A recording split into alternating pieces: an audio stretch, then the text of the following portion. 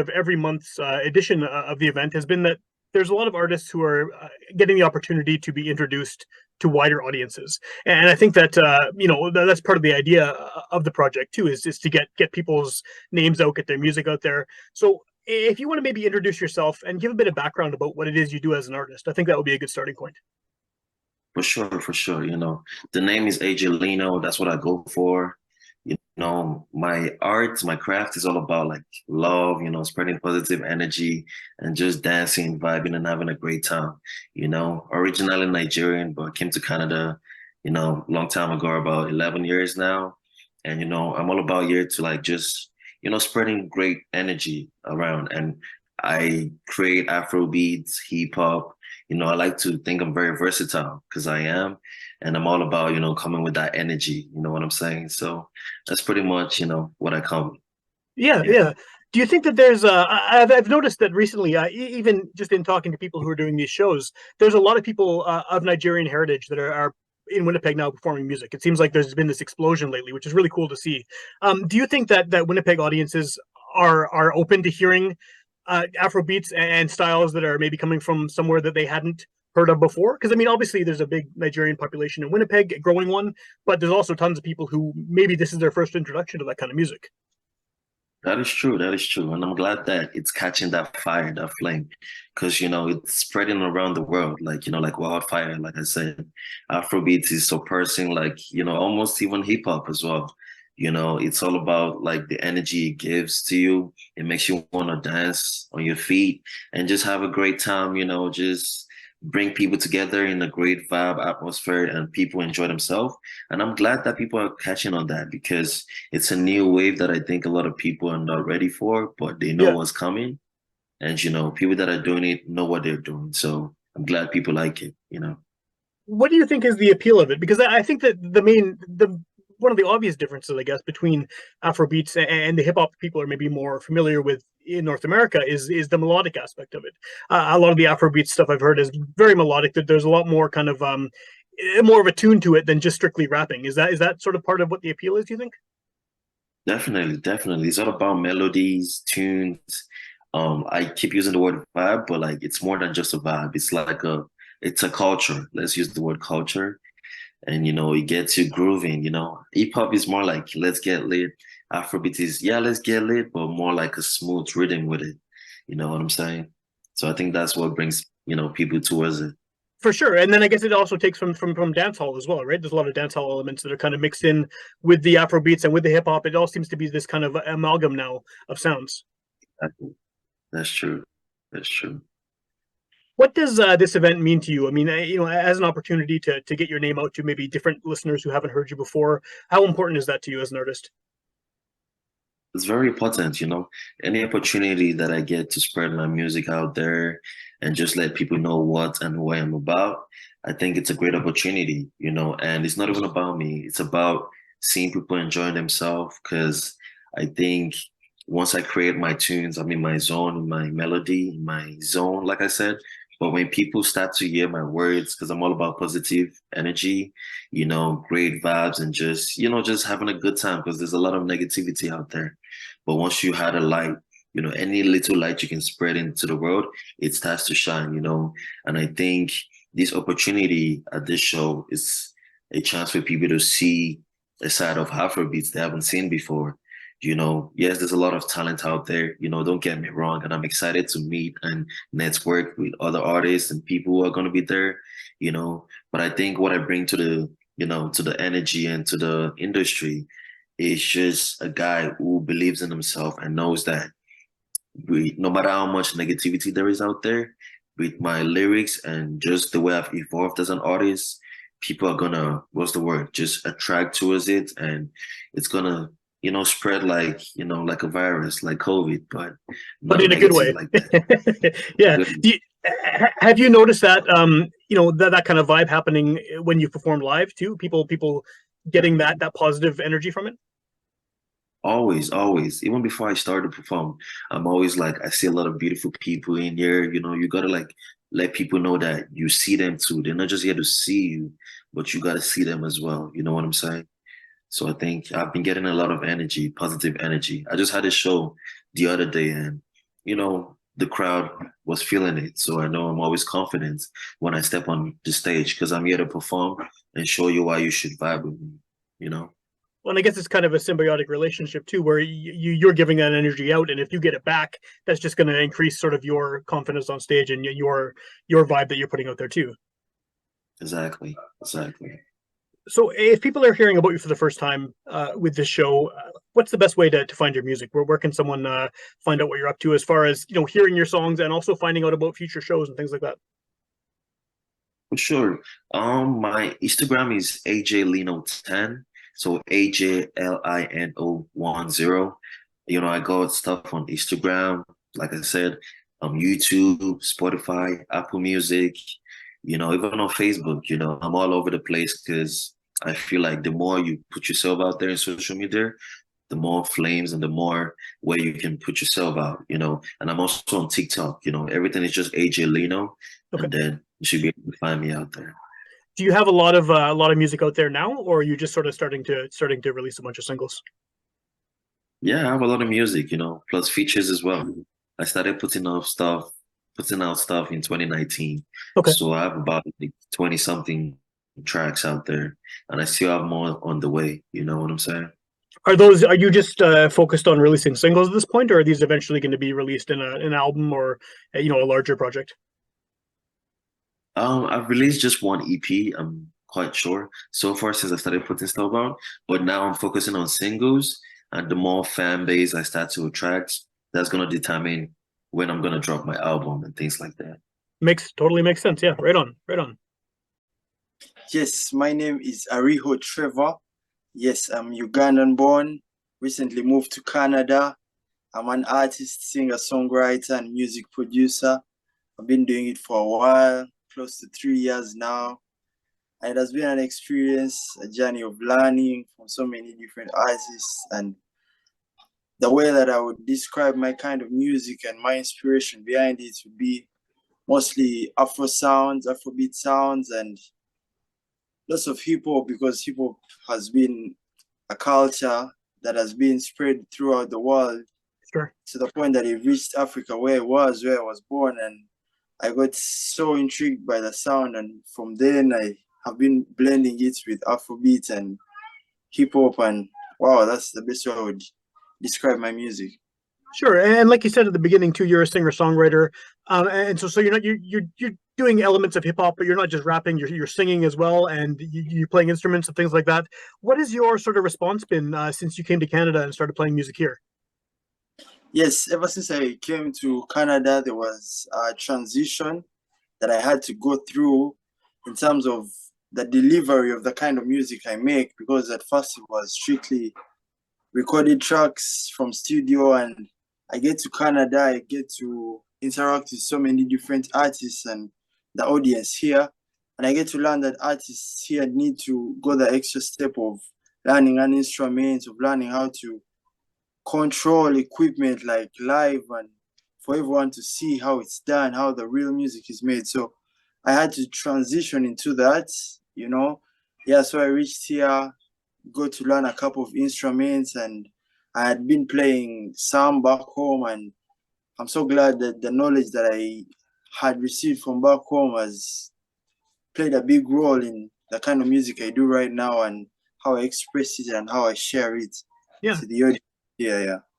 Do you think that the audiences here in Canada, maybe some of the stuff you're doing is new to them if they don't have the same kind of background as you, and they're hearing some of these sounds or these influences for the first time? What has their reaction been? Have you had a positive response from people in Canada who are maybe being introduced to some of this music for the first time? Yes, for sure. I have had a very interesting interaction with most of the audiences and most of the people I've shared my music with, because first of all, it's new sound. It's something that is very intriguing.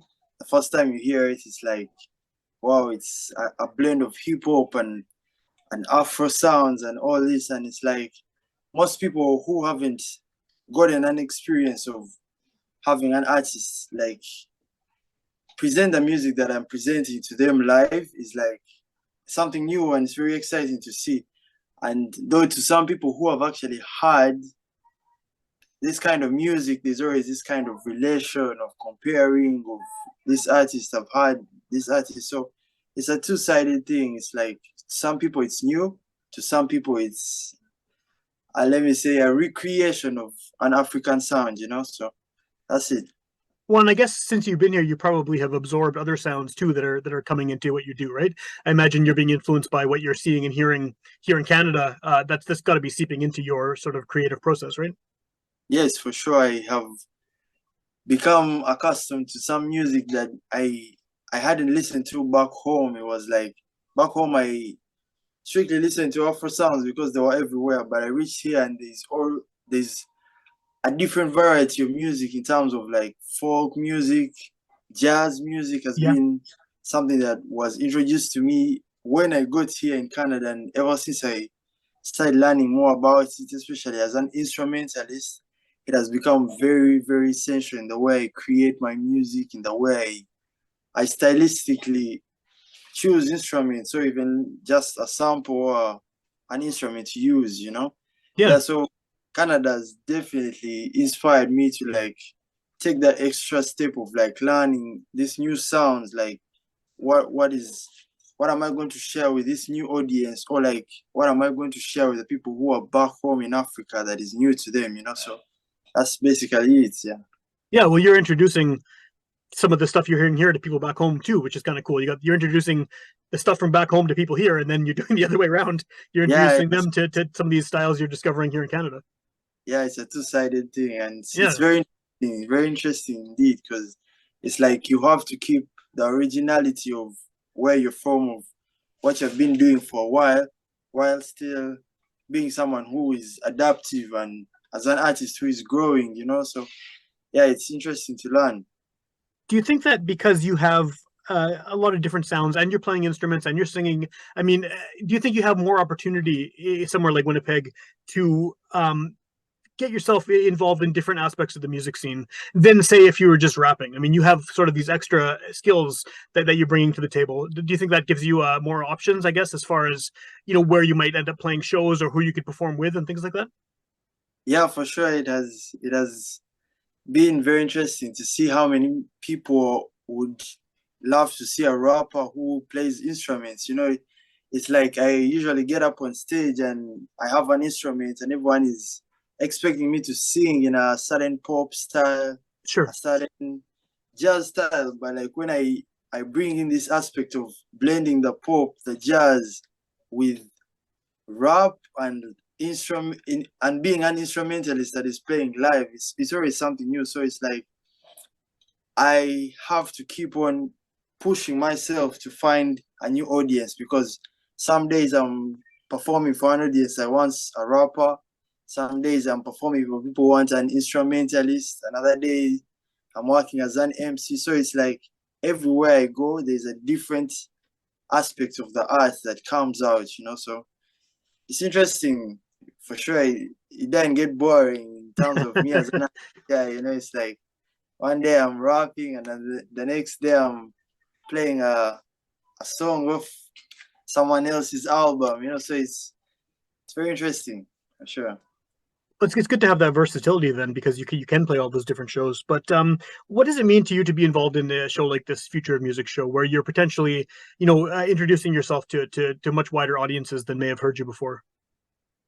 Yes, introducing myself to an audience like Future of Music is a big step. It's a big next step, because I moved to Canada about a year back, and ever since I moved here, it was like starting afresh, putting the audience that I had together Sure. back home wasn't the same, you know. It was like starting afresh. So an opportunity like Future Music is going to be the first step to ever getting out there as an artist who is in Canada, because I recently released an album and it is platform to share lots of this music that I recently put out. So it's a life-changing opportunity, and I'm looking forward to doing the very best that I can, you know, to show who I am as an artist and my personality and what the future holds for me as an artist.